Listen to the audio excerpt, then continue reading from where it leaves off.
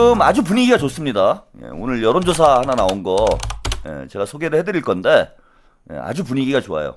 그 전에 어제도 잠깐 말씀을 드렸지만 이 바보들 털레반들이 뭔가 머리를 써가지고 지금 뭐 전략 투표를 하려고 애를 쓰고 있어요. 야, 그거는 일단 표가 돼야 되는 거야, 전략 투표는.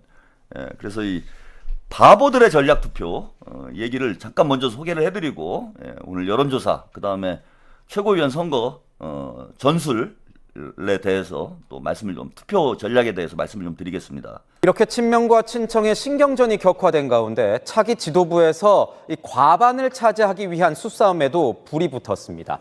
최고위원 선거에 출마한 후보 14명 가운데 6명이 예비 경선에서 탈락하게 되는 만큼 표를 잘 배분해야 된다는 건데 출생월, 출생연도에 따라 투표하자는 식의 갖가지 주장들이 나오고 있습니다. 이기상 기자가 보도합니다. 1인당 2표가 주어지는 최고위원 예비경선을 앞두고 온라인 커뮤니티에 올라온 민주당 전당대회 투표 지침. 친청계로 분류되는 최고위원 후보 중 2명을 출생월 따라 투표하자는 내용입니다. 또 다른 온라인 커뮤니티에서는 친명계로 거론되는 최고위원 후보들을 출생연도 끝자리에 따라 나눠서 투표하자는 주장도 나왔습니다. 지지자들끼리 당 지도부 과반을 위한 수싸움이 벌어졌다는 관측이 나옵니다. 부산을 찾은 김민석 전 총리는 정청래 전 대표를 직격했습니다. 1년 내내 언론에서는 명청대전이니 뭐니 그런 갈등이 나는 당대표가 해야 되겠습니까? 아니면 말하지 않아도 보기만 하여도 어떤 방향으로 갈지 쫙 맞아서 당과 정부가 대통령이 함께 쫙 발맞추고 갈 수 있는 그런 당대표를 뽑아야 하겠습니까? 이재명 대통령의 고향 경북 안동을 찾아 희망은 대통령이 심었고 저는 물을 보태려고 생각한다고 밝혔습니다. 고 노무현 전 대통령 묘소를 방문한 송영길 더불어민주당 의원도 정 전 대표를 비판했습니다. 지난 지방선거 과정에서 공천 과정이 이러한 요건에 충족되지 못해 수많은 당원들의 불만과 분노를 자아내게 하였습니다. 정청래 전 대표는 SNS를 통해 고 이해찬 전 총리 배우자인 김정옥 씨가 자신의 후원회장을 맡기로 했다고 밝혔습니다. 김대중 노무현, 문재인 이재명 대통령 정신을 이어받아 사통 통합을 이룩하겠다고도 덧붙였습니다. 네, 정동님, 김민석 77.7% 승, 네, 감사합니다.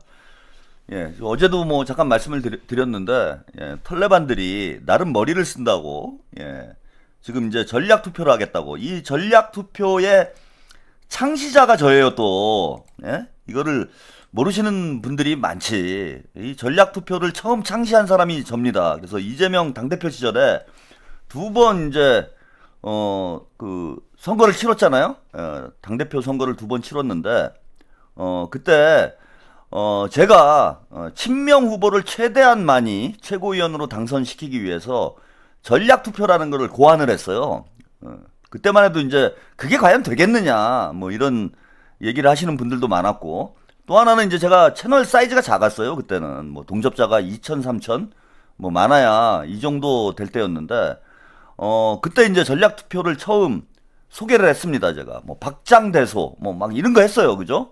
그래서 친명들을 최대한 많이 당선을 시키자. 그리고 그 누굽니까? 저기 정봉주를 나락으로 보내는데 가장 결정적인 역할을 했던 사람이 또 저예요.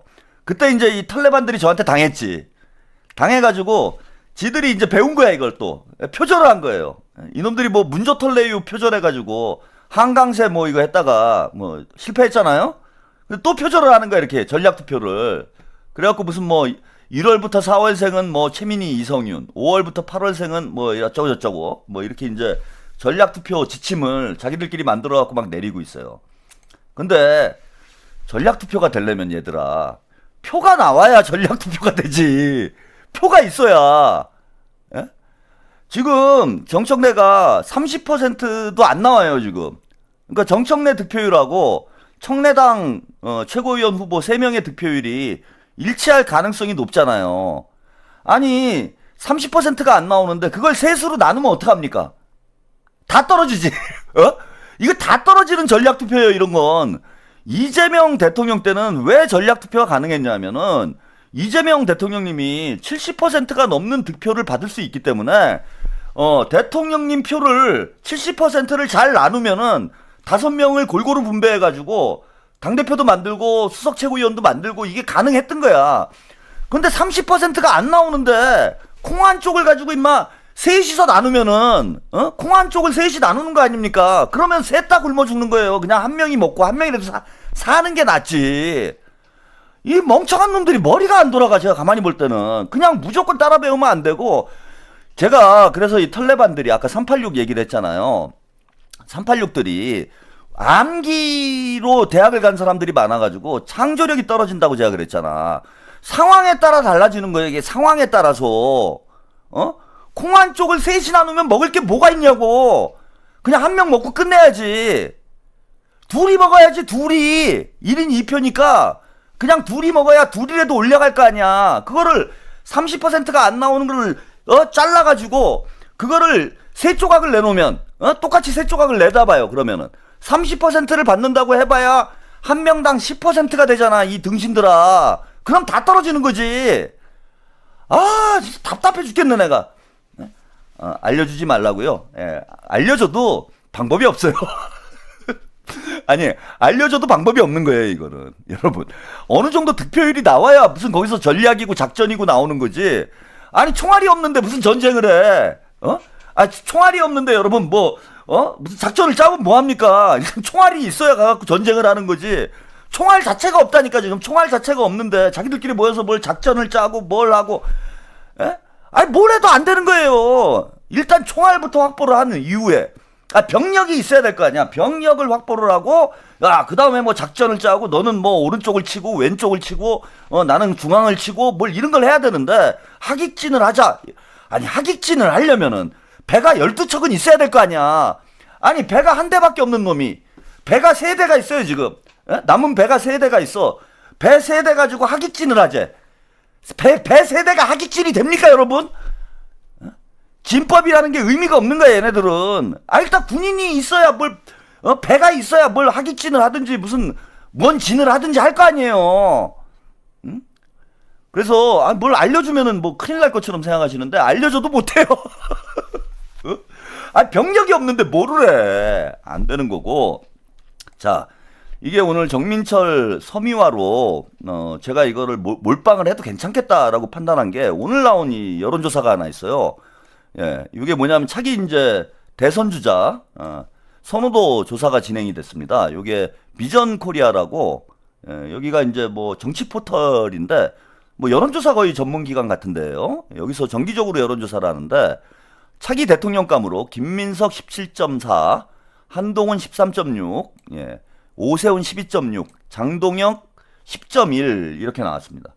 이게 중요한 게 뭐냐면은 김민석을 제외하고 10% 이상 득표를 한 사람이 민주진보 진영에 없어요 지금. 여기 보시면은 조국이 7.4%, 송영길이 5.2%, 정청래는 무려 3.6%가 나와요. 정청래는 완전히 나가리 된 거죠. 정청래는 이미 끝난 거예요. 이 정도면은. 지금 김민석이 17.4인데 조국은 7.4니까 거의 10% 두 자릿수 차이가 나는 거죠. 그러니까 김민석 의원이 이제 민주진보 진영의 독보적인 대선 주자로 이번 당대표 선거 과정에 자리를 잡은 겁니다. 그리고 뭐 조국은 지금 당대표 경선을 하는 것도 아니고 추미애도 마찬가지고요. 정청래 보시면은 3.6%, 3.6%, 17.4 대 3.6. 정청래는 이제 진짜 제가 말씀드린 대로 표가 없어요. 표가 없어, 씨발. 표가 없습니다. 예, 여기 쭉 보시면은 이진숙 밑에 정청래 있어요. 이진숙 밑으로 갔어. 이제 정청래하고 추미애는 이진숙 밑으로 갔어요. 이진숙 밑에 급이야. 그래서 이제 뭐 조사한 사람들 중에 이준석도 1.6이 나오는데 거의 뭐 1.6급으로 간 거죠. 1.6급으로. 예. 그래서 김민석 후보가 지금 압도적으로 앞서고 있는 이런 결과이고, 여기 보시면 민주당 지지층이요. 민주당 지지층 보시면은 김민석이 35%예요. 김민석이 35%, 조국이 12.4%, 송영길이 10.2%, 추미애 7.7%, 그 다음에 정청래가 6.1%입니다. 지금 민주당 지지층의 35%가 김민석을 지지하는데 정청래 지지하는 사람은 6.1%에 불과해요. 지금 이 빠른 속도로 정봉주의 길로 가고 있다 지금. 정봉주의 길로 가고 있다. 이렇게 볼 수가 있을 것 같고요. 또 하나는 당대표 선거, 선호도 조사도 진행이 됐어요. 당대표 선거도. 자, 여기 보시면 당대표 선거 선호도 조사입니다. 요거 김민석이 30.3, 정청래가 22.5, 송영길이 11.0이 나왔는데 요거는 이제 전체 유권자를 대상으로 했을 때도 김민석 후보가 오차범위 밖에서 앞서는 이런 후보가 나왔죠. 데이터가 나왔는데 민주당 지지층을 보시면요. 김민석이 51.9, 정청래가 21.9, 그 다음에 송영길이 15.2예요. 그러면은 초코송이 연대, 요 초코송이 연대의 지지율을 합치면 이게 이제 친명 성향 유권자로 볼 수 있는 거죠. 친명 성향의 유권자들이 민주당 지지층들이 67.1%죠. 그죠? 김민석과 송영길의 지지율을 합치면은 67.5%가 나옵니다. 67.5%. 거의 뭐 70%에 육박한 거죠. 그냥 70%라고 잡으면은, 자, 이거를 토대로 보면 최고위원, 그러니까 친명 계열의 후보들이 가져갈 수 있는 기대 득표율은 67.1%가 되는 거예요. 송영길과 김민석의 표를 가져올 가능성이 높기 때문에 지금 친명 성향의 최고위원들이 가져올 수 있는 표는 67.1%가 된다. 그래서 제가 편의상 67.1%를 계산을 하면 이게 이제 복잡해지죠.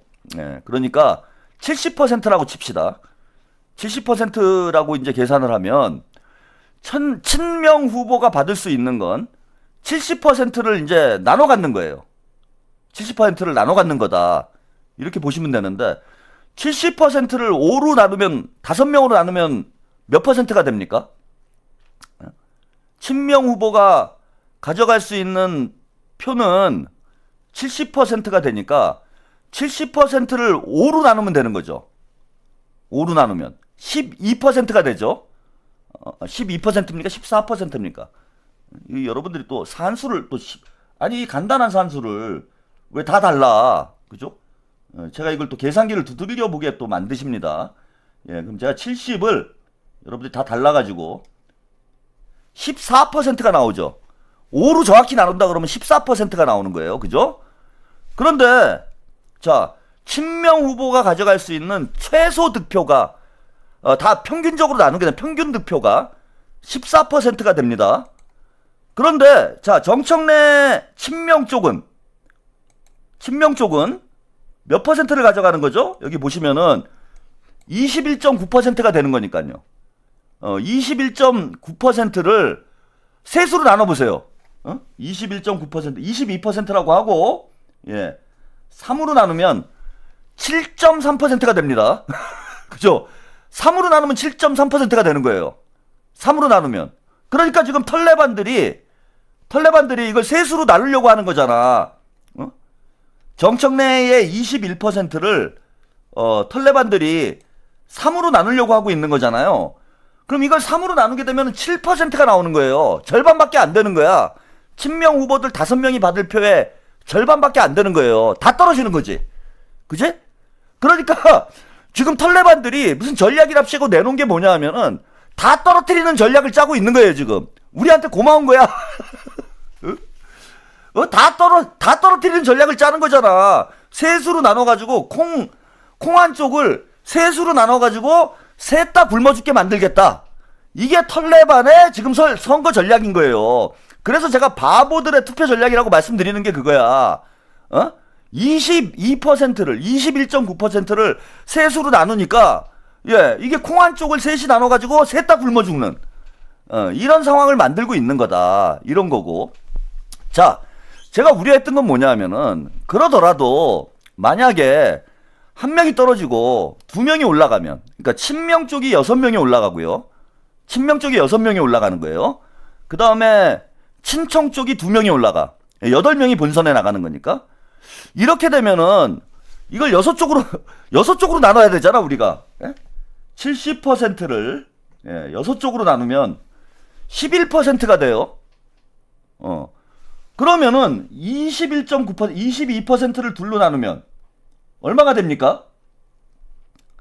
11%가 되죠. 그러니까 한 명이 떨어져. 제가 어제 걱정했던 건 그거잖아요. 셋 다 올라가가지고 셋이 나눠지면은 셋이 나눠지면 우리가 유리해지는데 둘만 올라가서 둘로 나눠지게 되면 최민희가 더 많은 득표를 하게 되니까 좀 어려워지는 거 아니냐. 그래서 5명만 올려야 된다. 이런 말씀을 드렸는데 지금 만약에 지금 여론조사가 맞는다라고 보면은 70%를 6명으로 나눠도 70%를 6으로 나눠도 11.66%가 나오고요. 22%를 둘로 나누면 11%가 나와요. 그러니까 6명 11%가 나오니까 6명이 올라가고 2명이 올라가도 우리가 정확히 나누기만 한다면 그 꼴찌를 최민희 플러스 이성윤이 꼴찌를 한다는 계산이 나오는 거야. 즉 최민희가 얻을 수 있는 최대 득표가 현재는 11%다. 이번 여론조사만 놓고 보면은 11%가 되는 거예요. 그러니까 자, 누가 올라가도 괜찮은 거야. 6명이 올라가도 괜찮고, 예, 3명이 올라가도, 5명이 올라가도 괜찮다. 우리는 신경 쓸 필요가 없다. 그러면은 우리가 해야 될 일은 뭐냐? 누가 올라가도 충분히 이길 수 있는 구도, 예, 총알을 확보를 했기 때문에, 물론 이제 저 여론조사가 정확히 맞는다라는 건 아닙니다. 5명을 충분히 다 집어넣을 수 있는 그런 표가 어느 정도 확보가 됐기 때문에, 자, 이제는 전략적으로 누구를 올릴 것인가를 고려하는 게 아니라 정치적으로 어떤 후보를 올리는 게 민주당의 발전을 위해서 도움이 되는가를 우선해 놓고 투표를 해도 되겠다라는 겁니다, 제가 판단할 때. 그죠? 그러니까 5으로 나누면 만약에 6명이 올라가도 한 명은 버리면 되잖아요. 한 명은 버리면 돼, 이제. 그리고 5명으로 표를 나눠버리면 14%가 나오잖아. 그러면은 청래당이 최민희한테 몰빵을 한다고 그래도요. 2명한테 2명에게 몰빵을 한다고 그래도 5명이 다 이기는 상황이 된다는 거예요. 2명한테 몰빵을 해봐야 11%가 나오는 거니까. 11%가 나오는 거니까 우리가 확실히 밀어줄 후보를 밀어주면 된다. 그죠? 여기서 잔머리 굴릴 필요가 없다. 이런 겁니다, 지금. 그래서 지금 대세가 여러분 기울 수 있고, 진짜 김민석, 송영길 후보가, 김민석 의원이 지금 이런 분위기면은 저는 선호 투표 없이, 결선 없이 승리를 하게 될 것 같아요. 점점 더 지지율이 올라가게 될 거야. 왜냐하면 유시민 효과가 이제 나타나고 있는 거라고 봅니다. 유시민 효과가 나타나면서 털레반 이탈이 시작됐다. 정청래가 민주당 지지층에서 20% 초반대까지 떨어진 적이 없어요. 털레반이 적어도 7, 8%가 지금 이탈을 한 거예요. 이건 아니지, 털레반들이 봐도. 이건 아닙니다. 그래서 70% 이상 득표를 할 수 있는 분위기가 지금 만들어지고 있기 때문에 송영길과 김민석이 70% 이상 득표를 할 수 있는, 심지어는 여러분 지금 이 상황이면 제가 이제 계속 강조를 드렸던 게 정청래를 3등 만들자잖아요. 정청래 3등. 3등도 가능할 수 있어요, 지금. 정청래는 하락세고, 송영길은 이제 추격을 할 수 있습니다. 얼마든지 뒤집을 수 있어요. 지금 5% 정도, 6% 정도 차이가 나는데, 송영길이 정청래를 따라잡을 수도 있다. 그래서, 자, 이렇게 하면 됩니다, 우리는. 다시 한번 이제 정리해서 말씀드리면, 4+1로 가면 된다. 4+1로 간다. 그래서, 김용, 이건태, 그 다음에 박성준, 한 명이 또 누구야? 서미화. 4명이 친명 4명을 무조건 여러분들이 밀어주시면 되고, 여기에 플러스 알파 우리 민철이, 민주당의 미래, 우리 정민철 후보 부모 같은 심정으로 우리가 정민철의 눈물 한번 닦아주자고요. 그 다음에 맛조개한테는 완전히 맛조개를 나락으로 보내는 가장 좋은 방법이에요. 정민철을 최고위원으로 만드는 게 맛조개를 완전히 나락으로 보내는, 아마 역사적 사건이 전 될 수 있다. 김어준과 유시민의 시대가 이제는 끝났다라는 걸 확실히 보여줄 수 있는 방법이, 저는 정민철을 지금은 우리가 마음 놓고 밀어도 되는 상황이니까 정민철을 집어넣으면 된다. 그래서 이 5명으로 가자는 겁니다. 그죠? 김용, 이건태, 서미화, 박성준, 정민철, 이 5명으로 가고, 자, 예비 경선에는 떨어질 위험성이 높은 2명을 우리가 몰빵을 하면 돼요. 최한욱 TV에서는, 뭐 다른 데서는 뭐 알아서 하시면 되고, 5만 표면은 예비 경선은 통과를 할 수 있을 거다라고 생각이 듭니다. 그래서 다른 데서 어떻게 나올지, 어떻게 할지 모르기 때문에 최한욱 TV에서 일단 5만 표 현찰을 꽂아주고 시작을 하자. 제일 약한 후보인 2명이 제일 약하잖아. 서미화는 비례대표의 장애인이고 그래서 약한 면이 있고, 그 다음에 정민철은 청년인데다가 원외잖아요. 예. 그 제일 약한 후보를 우리가 밀어주면 되는 거예요.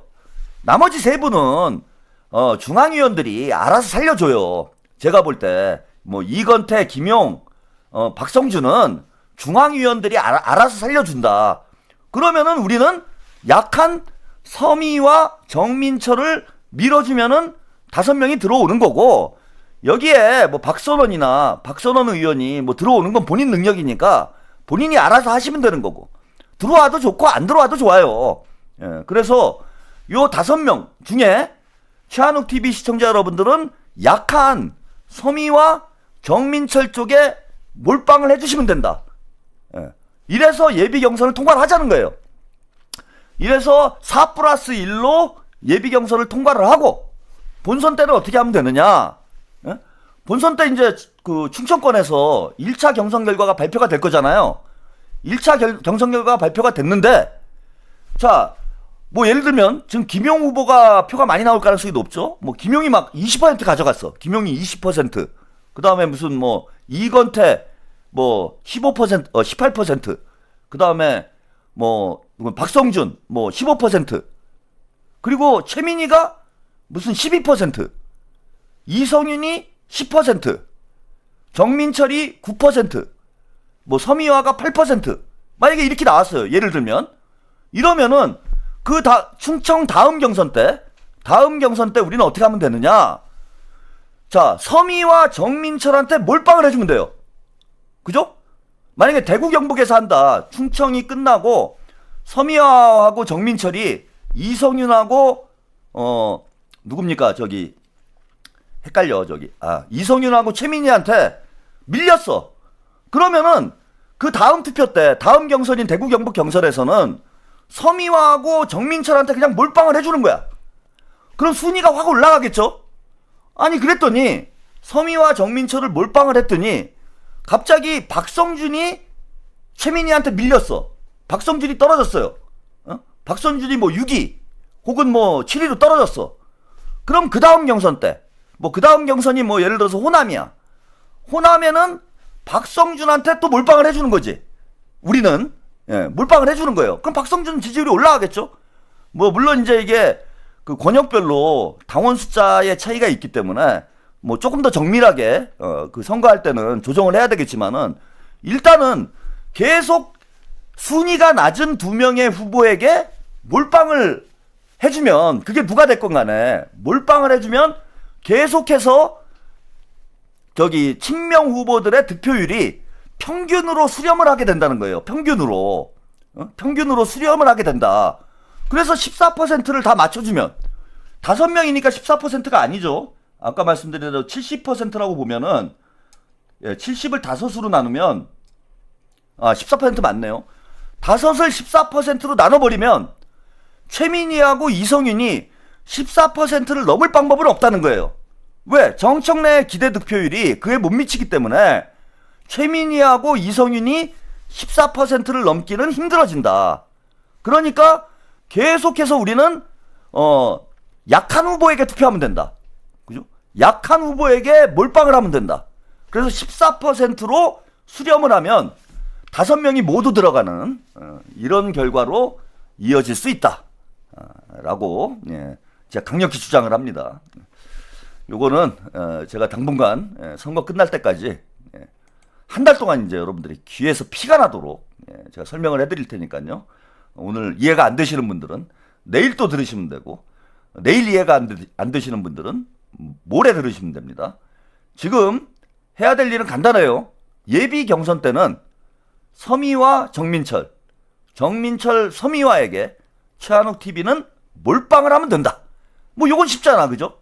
7월 21일부터 23일 사이에 투표를 하시는 분들은 무조건 서미와 정민철을 찍으면 된다. 그 뒤에 일은 뒤에 또 이해를 하시면 돼요. 예비 경선 지침은 여러분들이 잘 이해를 하셨을 테니까, 최한욱 TV는 다른 데는 모르겠습니다. 최한욱 TV는 예비 경선 때 서미와 정민철, 서미와의 몰빵을 하면 된다.